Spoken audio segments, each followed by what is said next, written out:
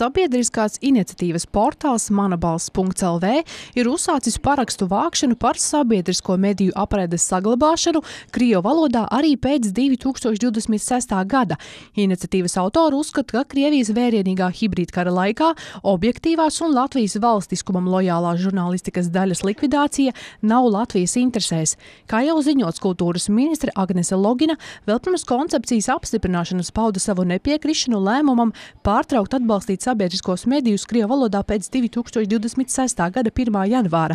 Pēc kultūras ministres pārstāvis teiktā, Agnese Logina konceptuāli saskata sabiedrisko mediju krievu valodā lomu, taču jautājums ir par detaļām, termiņiem un iespējamiem pārējas posmiem.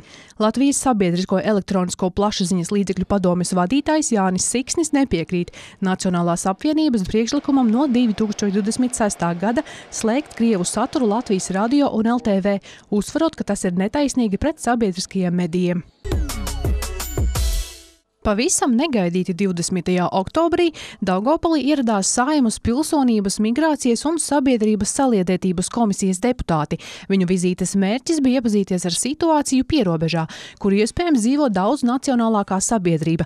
Vizītes laikā, kas ietvēra arī komisijas izbraukuma sēdi, viņi tikās ar izglītības iestāžu pārstāvjiem, kā arī ar policistiem, robežsargiem un pilsonības un migrācijas pārvaldes Daugavpils nodaļas speciālistiem. Mums ir vairāk jautājumi. Ja attiecībā uz pilsonību mums šeit Daugavpilī kā problēma nekāda nav. Jautājums ir par migrāciju, kur ir problēmas šajā pusē, un pareizāk sakot, problēmas vienu daļu zinām, bet kā Daugavpilī tas tiek risināts un kur vajag likumdevēja palīdzību, kur kaut kas jāgroza. Vispirms komisijas pārstāvi tikās ar skolu un bērndārzu direktoriem, lai pārunātu problēmas, kas saistīta ar izglītības pārēju tikai uz latviešu valodu. Šajā gadījumā tās tiešām radās. Kā atzīmē Daugavpils pilsētas domes izglītības un kultūras jautājumu komitejas priekšsēdētāja Līva Jankovska, daži skolotāji jau ir atstādināti no darba nepietiekamu valsts valodas zināšanu dēļ. Tas noveda pie tā, ka daži skolotāji nonāca psihoneiroloģiskās slimnīcas klientu lokā. Savukārt skolu direktors sūdzējās par nepietiekamu finansējumu, kā arī par skolotāju trūkumu kā tādu.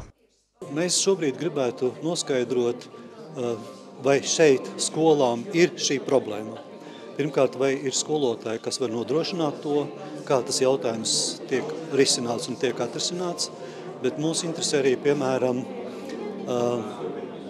mums Latvijā ir vairāk kā 4000 bērnu, Ukrainas bērnu, kuri mācās tālmācībā, proti viņi neapmeklē latviešu skolu. Kas šos 4000 bērnus apmāca latviešu valodā? Nav neviena struktūra. Tik tālu, cik tālu, ja viņi paši izrāda iniciatīvu un atrod kaut kādus kursus. Skolām savukārt ir uzdevums mācīt tos, kas ienākuši šajās skolās. Patiesībā Daugavpilī, pateicoties Latvijas Sarkanā Krusta un izglītības pārvaldes sadarbībai, šī problēma pamazām tika atrisināta, jo līdz pat oktobrim ukraiņu bērniem tika organizētas interešu nodarbības. Šajā gadījumā viens no izvirzītajiem mērķiem bija tieši latviešu valodas apguve, kas attiecas uz izglītības iestādēm un mūsu Daugavpils bērniem, tad problēma ir tādējādi jāmeklē risinājumi un pēc iespējas ātrāk. Vēl viena problēma, par kuru ļoti interesējās komisijas locekļi, bija nelegālā migrācija pierobežā. Tas ir iekšlietu ministrijas atbildības lauciņš, un viena lieta ir šīs tehniskā robežas žogi, kas mazliet to ierobežos, bet es domāju, kamēr šis karš turpināsies, Krievijas karš un Baltkrievi viņu atbalstīs, tikmēr šī hibrīdkara variantā varētu būt. Protams, parlamentārieši neignorēja jautājumu par Krievijas pilsoņiem, kuriem jau ir anulētas uzturēšanās atļaujas dažādu iemeslu dēļ. Aktīviste Olga Petkeviča jau mēnešiem ilgi cenšas atrisināt šo problēmu, un šoreiz viņa ieradās uz šo tikšanos ar komisijas pārstāvjiem, jo nav saņēmusi rakstisku atbildi uz Gunāram Kūtrim nosūtītajām vēstulēm. Es joprojām saskaros ar to, ka šie šodienas viesi no Rīgas uztver to tā, ka tie ir cilvēki, kas ļaunprātīgi negribēja neko darīt, kas uzspļāva virsū likumam un negrib un viss brauks uz Krieviju. Īstenībā realitāte tā nav, ir pavisam otrādi.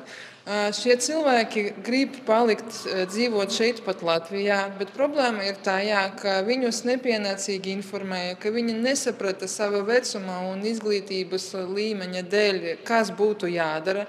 Tajā pašā laikā Olga nesaprot, kāpēc galu galā vairākums nobalsoja par šo likumu. Pat pēdējos apsvērumos par izmaiņām, kas tika pieņemtas kā šī likuma sastāvdaļa, trūka viena svarīga punkta, kas ļauj cilvēkiem, kuriem anulēta uzturēšanās atļauj, saglabāt sociālās garantijas vismaz 90 dienas. Katrs 10. vecumā līdz pēc 75 gadiem, un arī jaunāki, arī ļoti daudzi nesaprata, neiekļavās tos termiņos, jo, kad cilvēkam prasīt, jūs bijāt uz pirmo eksāmenu? Jā, biju, nenokārtoju. Kāpēc jūs neiesniedzāt pieteikumu uz otro? Viņš man prasa, ko es pa 2 nedēļām izmācīšos valodu, ja jau es neesmu nokārtojis. Tas ir loģiski, bet procedūra bija neloģiska. Vajadzēja tik līdz tu nenokārto, uzreiz iesniegt pieteikumu uz otro. Un ja tu neesi to izdarījis, vai ja Latvijas pasts ir pazaudējis tavu pieteikumu, tad tagad tu esi arī bez nekā. Un ko šajā gadījumā ieteica komisijas pārstāvji? Viņi ieteica Olgai pacelt stāstu par katru cilvēku, kurš ir nonācis līdzīgā situācijā, bet kopumā viņa to dara jau vairākus mēnešus, taču tas nedod nekādu pienācīgu rezultātu, vismaz pagaidām. Netik sen tika vākti paraksti par to, lai samazinātu vecumu tiem, kam nepieciešams nokārtot A2 eksāmenu, lai saņemtu uzturēšanās atļauju. Tas ir no 75 uz 65 gadiem. Šī iniciatīva jau ir izskatīta un nodota ministru kabinetam, jo šīs vecuma robežas bija noteiktas MK noteikumos. Šis jautājums būtu jāizskata līdz 31. oktobrim. Citiem vārdiem sakot, ilgi vairs nav jāgaida. Olga cer, ka ministru kabinets apžēlosies par nabaga pensionāriem un pieņem šos noteikumu grozījumus.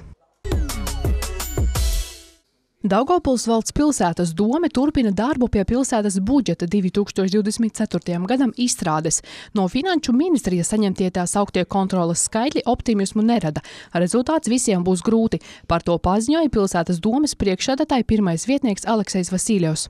Поднятие минимальной зарплаты – это Tātad patiešām mēs esam saņēmuši datus, kas liek aizdomāties par nākamā gada budžeta plānošanu un minimālās algas paaugstināšanu. Tas nav viss, ir vairāki virzieni, kur pašvaldībai būs jāiegulda savu resursi.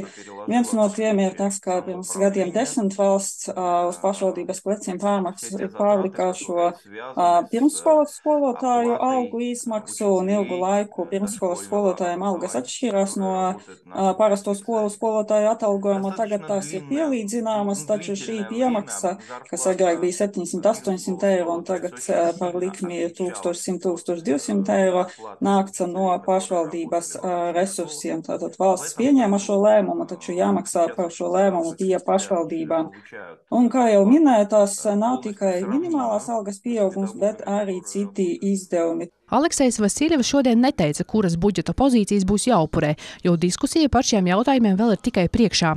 Сейчас, наверное, было бы безответственно. Šobrīd būtu diezgan bezatbildīgi runāt par to, kuras un vai kādas no pašvaldības atbalsta programmām tiks ierobežotas. Ir arī citi risinājumi budžeta piepildīšanai, gan maksas par sabiedriskā transporta izmantošanu paaugstināšanu, gan vecāku līdzmaksājumu skolai mēģināšanu, arī citas metodes.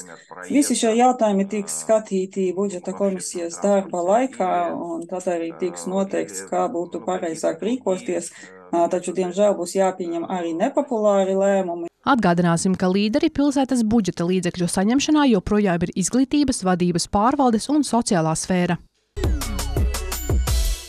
Drošas vides veidošana Latvijas izglītības iestādēs ir viena no valsts prioritātēm, taču pēc 10. oktobra, kad Latvijas skolas saņēma draudu vēstules, kļuva skaidrs, ka operatīvajiem dienestiem nav vienota rīcības plāna, un pat ja tāds ir, tas nedarbojas. Jautājumu patiešām bija daudz. Un kā iepriekš jau ir minējis mērs un arī citi, tad šī apziņošana par to, ka šis bīstamības līmenis ir zems, noveda pie tā, ka nebija īsti skaidrs, kā šādā situācijā rīkoties, evakuēt vai nevakuēt bērnus. Tāpēc bija arī daudz darbu gan pašvaldībai, gan vecākiem par šādu valsts policijas darbu un izvērtējot notikušā rezultātus. Tad domes vadība šo jautājumu ir pārunājusi un nonākusi pie secinājuma, kā ir jāaktivizē arī pašvaldības policijas darbs ar izglītības iestādēm.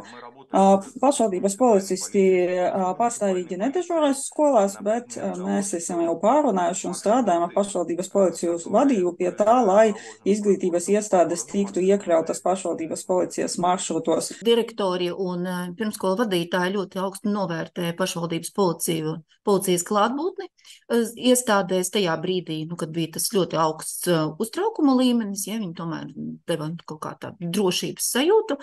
Un vēl ko pašvaldības policija ir labu izdarījusi, policisti ir apsekojuši iestādes, ir izvērtējuši vides drošību, ir snieguši ieteikumus gan skolu un dārziņu vadītājiem, gan arī izglītības pārvaldē par to, ko mēs varētu darīt vēl labāk un citādāk. Mēs kolegiāli tikāmies pašvaldības policijas vadība, izglītības iestāžu vadība, pārvaldes vadība, un mēs vienojāmies par to, ka tomēr mēs šobrīd neredzam nepieciešamību, lai pašvaldības policijas būtu klāt visas dienas garumā izglītības iestādē. Marina Isupova uzsvēra, ka šī situācija ir skaidri parādījusi, ka pilsētas izglītības iestāžu un pašvaldības policijas sadarbība var būt efektīva, kas ir svarīgi risinot daudzus jautājumus, kas rodas ārkārtas situācijās. Jāteic, ka līdzīgas vēstules, kuras Latvijas skola saņem 10. oktobrī, izglītības iestādes saņem joprojām. Šajā sakarā skolu un bērndārzu administrācija turpina uzraudzīt situāciju un veikt normatīvajos aktos noteiktos pasākumus šādos gadījumos. Savukārt policija turpina izmeklēšanu. Vienlaikus Daugavpils pašvaldība cer tuvākajā laikā saņemt atbildi uz valsts policijai nosūtīto vēstuli. Dome plāno saņemt policijas paskaidrojumus par 10. oktobrī notikušo situāciju, kad izglītības iestādes kritiskā situācijā palika bez skaidra rīcības plāna. Valsts ugunsdzēsības un glābšanas dienests pirmo reizi organizēja konkursu autovadītājiem Latgalē. Šo ceturtdienu 26. oktobrī no 14. līdz 16. autovadītājiem ir iespēja ierasties Vugd Latgales reģiona pārvaldes Rēzeknes, Līvānu, Preiļu, Ludzas, Balvu un Daugavpils pirmajā daļā. Konkursa laikā nāksies atbildēt uz vairākiem jautājumiem, kas saistīti ar pareizu rīcību gadījumos, ja noticis ceļu satiksmes negadījums. Kur būs uzdoti daži jautājumi par rīcību pēc ceļu satiksmes negadījumā vai automašīnas aizdegšanas gadījumā. Tur būs daži jautājumi, kā pareizi rīkoties, ja? Ka arī būs izsniegtas balvas. Protams, ka balvas ir ierobežota skaita. Ja? Autovādi varēs piebraukt pie daļu, kur atradīsies vieglas automašīnas un kur dalībnieku sagaidīs valsts glābšanas dienesta amatpersonu. Noslēdzoties informatīvai kampaņai iedzīvotāju izglītošana par rīcību pēc ceļu satiksmes negadījumiem, Vugd vēlas pārliecināties, vai cilvēki patiešām zina, kā jārīkojas ārkārtas situācijās. Protams, ka ļoti daudz izsaukumi mums tieši uz ceļu satiksmes negadījumiem un būtu labi, ja cilvēki zinātu, ka pareizi tomēr piezvanītu, ko teikt, tā pateiktam, kā uzvesties pēc tā negadījuma rezultāta. Sākumā nefilmēt, ja, kā parasti daži ļoti pirmo, ko ieslēdz mobilu un filmē. Ja. Mēs piezvanām uz 112 numuru, ja, pastāstām, kur, kas notika, atbildējam uz dispečera jautājumus, ja, kurus uzdo. Un pēc tam rīkojamies pēc situācijas. Viss atkarīgs, kas tieši notika uz ceļa. Ja ir tāda iespēja, tad mēs varam mēģināt dzestu. Ja mums ugunsgrēks vai piemēram kaut kāda avārija, tad mēs skatāmies pistolēs, ko mēs varētu izdarīt. Viss no situācijas. Kā norādīja Vugd pārstāvis, tad vislielākais izsaukumu skaits uz ceļu satiksmes negadījumu seku likvidācijas darbiem ir saņemta Rīgā un Rīgas reģionā. Pēcāk seko Latgales reģions. Šī divstāvu ēka atrodas Cielkovska ielā. Tā izskatās necila, taču mazie uzņēmēji par to neuztraucas. Šodien viņus satrauc tas, ka iespējams tuvākajā laikā viņiem nebūs ko īrēt. Fakts ir tāds, ka ēkas īpašnieks pašvaldības uzņēmums Labiekārtošana D plāno to izlikt pārdošanā. Uzņēmums izvērtēja liederību, minēta īpašuma uzturēšana. Viņš nenes mums peļņu un Mēs izskatām iespēju kopā ar ekonomistiem un juristiem, kā novērtēt šo ēku un izsavas kārtība, kā to pārēc likums pārdot. Ja būs pārdevējs, jā, tieši būs nopirkts, un tie nomnieki, kuri atrodas uz dotu brīdi minētā ēka, arī varēs pārslēgt nomas līgumus, ja jaunais īpašnieks to vēlas. Šī īpašuma sagatavošanas procesa pārdošanai turpinās, un kamēr ēka nemainīs īpašnieku, arī īrniekiem nekas nemainīsies.